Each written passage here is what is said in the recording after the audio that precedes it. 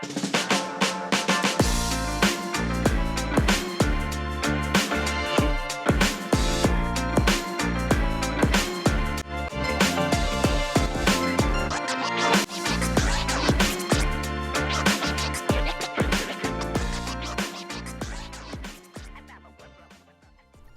and welcome to this week's edition of Aggie News. I'm Biljana Garland. And I'm Kayla Collier. 1 week after 3 students were killed and 5 others wounded, students at Michigan State University returned to class on Monday. Funerals for the students began this weekend, and the last funeral is scheduled for Tuesday as family and friends mourn the loss of their loved one. The interim president of MSU says that the university leaders are meeting daily to discuss and find a solution to student needs, searching for a sense of normalcy. Students say a hybrid online option would be a huge relief. They hope the university will take student feedback into consideration as they prepare to return to class. Students say they feel supported by MSU's administration so far, as professors have been asked to modify their deadlines. After the shooting at Michigan State, Vanderbilt University sent a message to students about community and creating a safe and inclusive environment, but it was written by a new AI software. The student newspaper, the Vanderbilt Hustler, first reported the story. At the bottom of the email read, paraphrase from OpenAI language model. Students were disgusted. One student called it a sick and twisted irony that a computer wrote a message about community and togetherness, saying administrators only cared about perception. The letter was sent from the university's Office of Equity, Diversity, and Inclusion. The associate dean has since apologized, calling the decision to use ChatGPT to write the initial email poor judgment. ChatGPT is a free online tool that creates what you ask. It can write an essay on quantum physics or write a poem about flowers. The software mimics natural conversations. Some people are excited, others are concerned. Jaden James went around A&T's campus to hear student opinions on the technology. From food delivery robots to self-checkout to elevators, artificial intelligence is taking over our lives as we know it. I decided to walk around A&T's campus and interview students to see if they like artificial intelligence or if they dislike artificial intelligence. I think it's a really useful tool. I think it's something that, if handled correctly, it'd be really beneficial, but also you kind of have to be careful with it as well. I think it's very important that we develop it, but there's an extent where it could take over. Yeah. And that's probably the line that you should cross. Wouldn't corrupt, try to keep corruption down because of AI, because a lot of people, take advantage of it. I think it has its benefits, its pros and cons, like everything else. It makes our life easier. It leaves us to do less work, but also, it can be really scary to rely on something that you don't have any control over. And scary is right. A New York Times columnist had an unsettling conversation with a new AI-powered Bing search engine from Microsoft. With this 2-hour conversation being posted, I wondered if students were taken aback or scared of AI. Are you scared that one day we'll all be surrounded by artificial intelligence? Yes. I'm terrified. I do not want robots at all. Are you scared of ChatGPT taking over our whole lives? No. Okay. I think I'm a long way, but it's a possibility. 2050. I think maybe a little later. Later? Yeah. The closest thing that I can think of is the robots running around. I think that's the closest, and I'm definitely not scared of those. I feel like it'll definitely be more prominent, but takeover is a kind of a stretch, because even right now I feel like artificial intelligence is something very new to society, so I feel like maybe it'll take at least a good, as she was saying, 20, 30 years before we see a drastic takeover. First floor, going up. With Aggie News, I'm Jaden James. Well, I don't know about you, but I would love if a robot could bring me coffee in bed in the morning. And I know I'm notorious for being left in the rain, so I would love it if it could bring me an umbrella. I don't know if a robot can, but Grant can tell us what to expect. Yeah, Kayla, we can kind of expect a similar story as last week, actually. We're kind of having a similar warm-up as the week goes on. 63 degrees today, though, at about 10 a.m. or so. Very great weather to start out the morning. Kind of gets up to 70 today, so we're not going to be seeing any of those cooler temperatures. But as we get throughout the week, you can see we get up to almost 80 degrees on Thursday. Now, that's perfect because Thursday is a wellness day for everyone. Get out, enjoy your free time, enjoy the nice weather, because Friday we get down to 66 as temperatures fall, and then down to 48 on Saturday, as we can expect a 60% chance of rain. So Saturday you might want to have an umbrella or a rain jacket handy. But other than that, this week is going to be a beautiful week. Enjoy the great weather while it lasts, because next week we have multiple days with rain. But back to you guys. When we come back, 2 Aggies scored big this past weekend at the NBA All-Star Game. Also, you may see students walking around with a hoodie that says mentality. See what one of Hollywood's biggest stars had to say about men's mental health. Being a champion requires more than training. It's a mindset, one that believes you can be the very best. At North Carolina A&T, we applaud our Olympian medalists and members of the United States, Mexico, and Liberia national teams.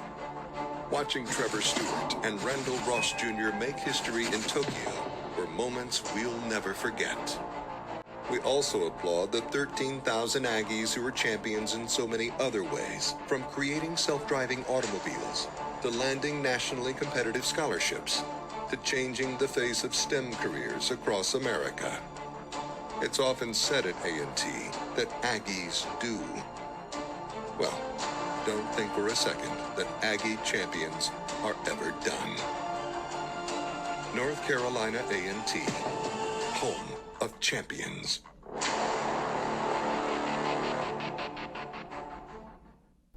The North Carolina A&T women's basketball team took home another win yesterday against Monmouth University. Sydney Henry has more from Club Corbett. The A&T Lady Aggies won against Monmouth for the second time. They now have a 10-4 record and are tied for first in the CAA conference.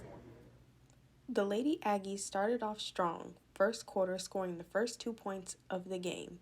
They also dominated defense, and that was the recurring theme throughout the whole game. Defense is a staple of our program, but this game we did a better job of executing when it came to scouting and guarding and key possessions, making sure we got the stop. In quarter two, Monmouth barely outscored the Lady Aggies, making over 50% of their three-pointers, but they also had 16 turnovers. At halftime, the score was tied 35-35. Going into the second half, Jasmine Harris helped spark the offense by scoring 12 points, including a basket, to beat the shot clock with 17 seconds left in the game.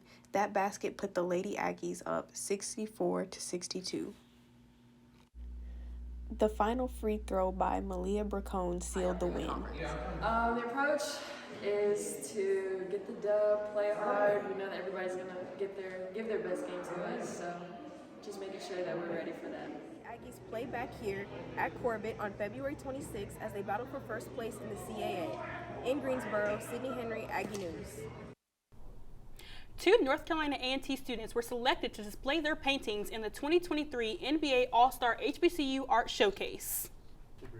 Junior fashion merchandising and design student Yakira Chapman's piece titled 017, Take Your Pick. The painting features scenes from North Carolina A&T life, including Olympic track stars Trevor Stewart and Randolph Ross Jr., February 1, the Royal Court, and a model rocking their best Jiho outfit.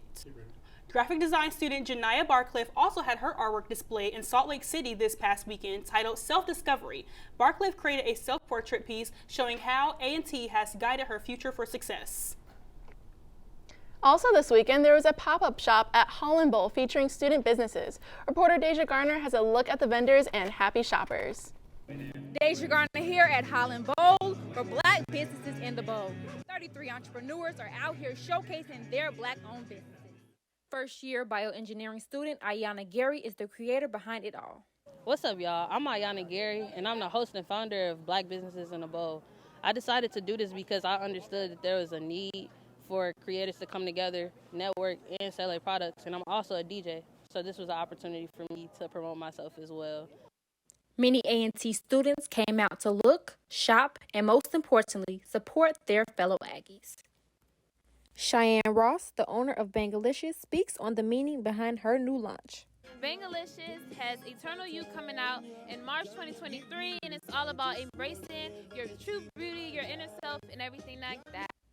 As more students attend, customers are satisfied with their new purchases. As you can see, I've really enjoyed the pop-up. I have so many bags. I shop with different vendors, and I think that we need to have more opportunities like this so we can see what Black businesses we have around. Gary gives some encouraging words to all young entrepreneurs. I believe that everybody could do this. All it takes is a little courage and get with your friends and y'all make something happen. Here at A&T, you can be your own boss. In Greensboro, Deja Garner, Aggie News. Academy Award-winning actor and producer Sterling K. Brown visited Aggie Land on Thursday to discuss men's mental health. Brown was one of many guests for the Chancellor Speaker series. Best known for portraying Randall Pearson in NBC's hit show This Is Us, he talked about his own personal experiences with mental health and how his mentality has changed as he grew older. You sort of evolve into more of who you are. I would say the biggest difference is I'm much more responsive than I am reactive. And it's a subtle distinction in terms of just the way in which you confront the world. Brown also touched on topics such as race, education, and police brutality, highlighting how all of these things play into black men's mental stability. Sophomore finance student Chandler James really resonated with Brown's words. The biggest thing that I took away from that event was just learn how to be vulnerable with other people, and that as males, we grew up in certain situations where we're not really that most like coming forward to other people. So then be able to be very open with other people can help you just achieve more. To hear more about what Brown had to say, visit ncatregister.com. Thank you for joining us for this week's edition of Aggie News. I'm Kayla Collier. And I'm Beliana Garland. We'll see you next week.